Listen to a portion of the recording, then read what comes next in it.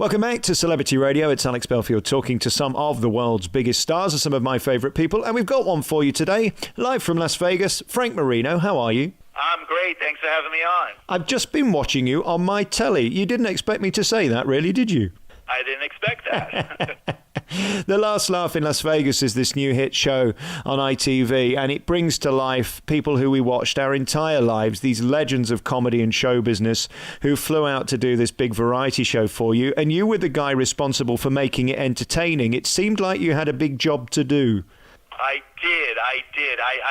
These people are all very individually very talented, but to put on a production show that included all of them in it was definitely a very big task. I think people forget the scale of Vegas, whether it's Donnie Marie at Flamingo or you at Link or Celine Dion across the street at Caesar's Palace. You can't get away with rubbish, can you? You've got to make it amazing or they'll just walk out or fall asleep. Right, and that's the thing I think most people forget. It's the entertainment capital of the world, so if you're in one building doing a show and it's not good and next door the building has a better show, they could very easily go right next door. That's what makes it so difficult. I wonder why we haven't seen you do your show yet. Do we get to see Frank Marino on stage doing Joan?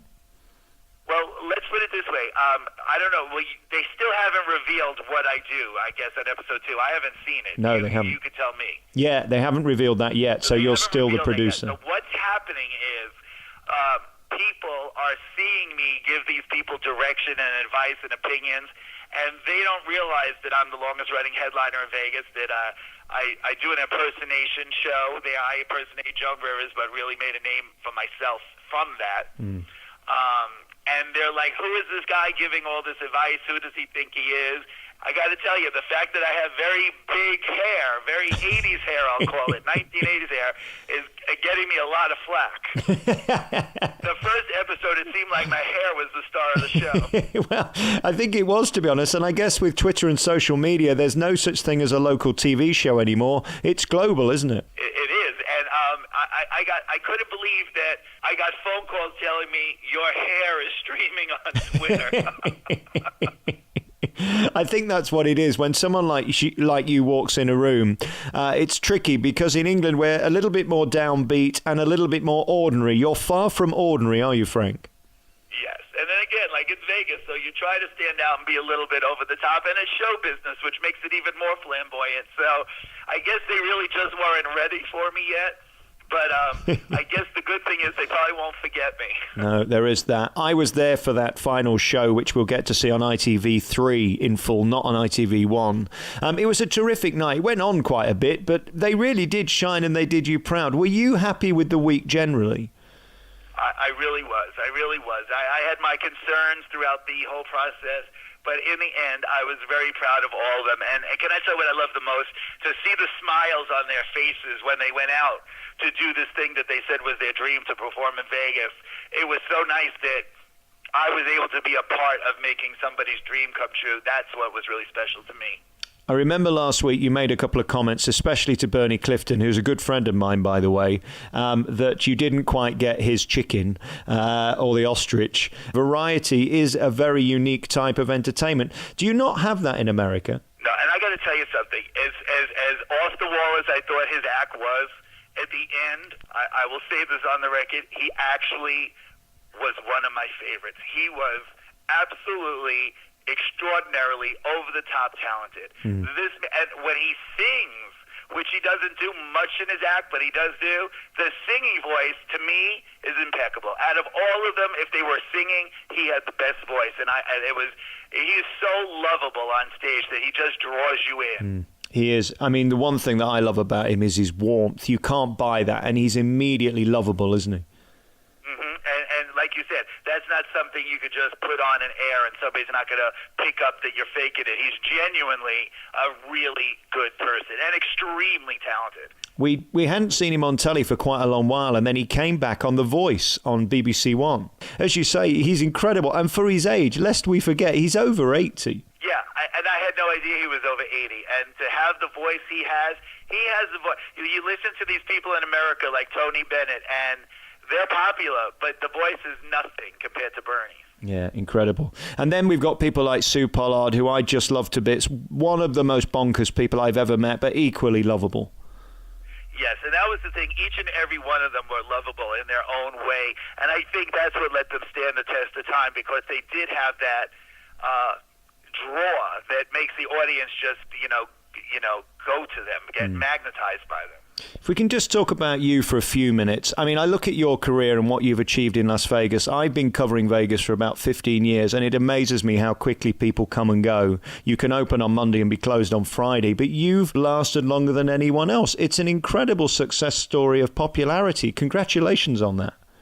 Thank you very much. And I got to tell you, in the same way here, when you make friends, you drive down the Strip, and every day I see another one of my friends' name fall off a marquee because they're just not able to keep up with the times, and every day it's a new game out there, and it's everybody's fighting for that person to come in and see their show. That it's just getting tougher and tougher. So thank you for that compliment. It's amazing as well how small Vegas is. I used to think it was this big sort of Manhattan-sized thing. It isn't. It's one street that's an artifice created from sand that basically people fly into and leave. And aside from the community, it's a really small community of people, isn't it? Yeah, so, you make one mistake, everybody knows about it in 5 minutes, and that's the problem. It's like they used to call Reno the biggest little city, but I think Las Vegas is the biggest little city. And then as for your act and what you do, I mean, an incredible high-energy show with you and your dancers. You come on and sort of drive the show with your comedy, and then these acts in between, standing ovation every night. Is it still exciting? Because let's face it, show business is tough doing the same gig every night. Yeah, for me it's exciting, and I think that's the reason our show lasted. I think because I could change the show, like when we first opened, we had people in the show like Julie Andrews and Marilyn Monroe, and now there's people like Britney Spears and Katy Perry that weren't even born yet, so it's really strange for me to think, oh my God, we were doing the show, and these people weren't nothing, and now they're huge superstars. And then we look at you and how you've changed over the years. I first interviewed you, I think it was at the Riviera. And then, of course, you went to Imperial Palace, which is now the Link, and you're still there. How tough is it to stay current and make sure your show is relevant today? Because that's the toughest thing, isn't it? Why do they want a ticket? Why are they going to come? Right. So everybody's looking for newer. And like, for instance, my show, I had to think of something to be new. And now the latest thing I do is when the show starts, I stream live on Facebook. So if you go to Frank Marino's Facebook, you see me on the big screen in my theater. Plus, I'm live around the world, and I'm talking to people as they're asking questions. And I let the audience answer who they want to see. So I used to do the lineup every night. We do 15 different characters. And I said, you know what? Instead of somebody coming to the show saying, I saw the show 5 times and I still haven't seen Celine Dion, I let them pick. So I give them choices every night, and that's actually made it more interesting for the younger people. So when somebody's at the ticket booth going, well, what's the difference between this tribute show and that one? They say, well, this one you get to pick the characters, and it's a lot more fun and it's interactive. And for that, it made it just a little bit more modern. And I got to keep coming up with little tricks like that. Otherwise, I could lose the audience. I've said to you before, I think female impersonation is one of the greatest forms of show business, but it's something I could never do, A, because I don't have the talent, but B, because I can't be asked. It's a lot of work, isn't it, to get into the frocks every night? Yeah, it's a lot of work, and, every day you get asked to do, like, hey, can you host this for me? Could you help me out with that benefit? And I don't think people realize, I can't just show up like, hey, here's Frank Marino and do it. It takes hours of makeup and preparation to get everything working, and so for me to be able to do that and still have time to go do my show is very difficult. And I don't think the average person sees it because we make it seem effortless. And then we look at your success and longevity. It seems like you've made it. There was a party at your place, and it's a mansion. It's beyond anybody's wildest dreams in this country. Do you have a perception of yourself, and do you see yourself as successful now and that you've made it? You know what? What you just said is true. When I come home every night to my house, or like you said, the mansion, that's when I actually realize that, I was successful. And that's financially successful, but successful in the fact that I was able to last so long. Yes, I could actually say I'm very proud of myself in that too. And I hope, to me it's a dream, and I hope I don't wake up in the near future. I hope this continues for a while longer. And will you ever give it up by choice? I mean, it is a lot of hard work, and you do have to turn up every day. As long as they keep asking me back, I can promise you I'll keep coming. As long as I'm physically able, I will constantly come back. I enjoy it just like these people did that I got to give their dreams to. I every night look at, like you were saying, does it ever get old? It doesn't get old for me, because every day something new happens, and it definitely, if nothing else, is interesting. I just spent Saturday night with Cannon and Ball in Rotherham, a little city where they were doing a show, and we were backstage, and they were all so excited to meet you and do this show for ITV. I think it's sort of a mutually beneficial thing, this, isn't it? You gave them the opportunity, but they were so thrilled to accept it. That's quite rare in this business. Yeah, it was fantastic, and the thing is, it was very sad. I actually cried on the last episode. I hate to give it away, but I got so attached to these people every day, seeing them and working with them, and knowing that, they're so far away, I probably won't see them ever again, made it very, very sad for me. And Miss Sue Pollard does like a beverage from time to time. Did she behave herself in your pool party? She didn't chuck herself in, did she, or anything? No, she definitely behaved herself, but she definitely doesn't have an off switch, which is kind of good.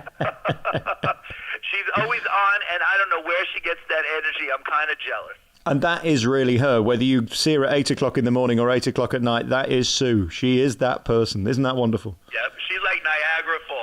She just has the power of energy. In more ways than one. Trust me, Frank. Hey, listen, great to talk to you. Thank you so much for your time. We wish you all the best with The Last Laugh in Las Vegas. It's on ITV Tuesday nights at 9 o'clock. Thank you so much, yes. And I can't wait to come back over there. And I'll see you in May. I'll be back over for the Vegas show. And will you be doing shows over here? Have we got a chance to see the Frank Marino show, do you think? If this show takes off and I could do something at the West End, that would be my dream, to come and perform in London. That would be fantastic. I'm sure we'd love to have you. Frank Marino, thank you so much for your time, and take care. Thank you so much.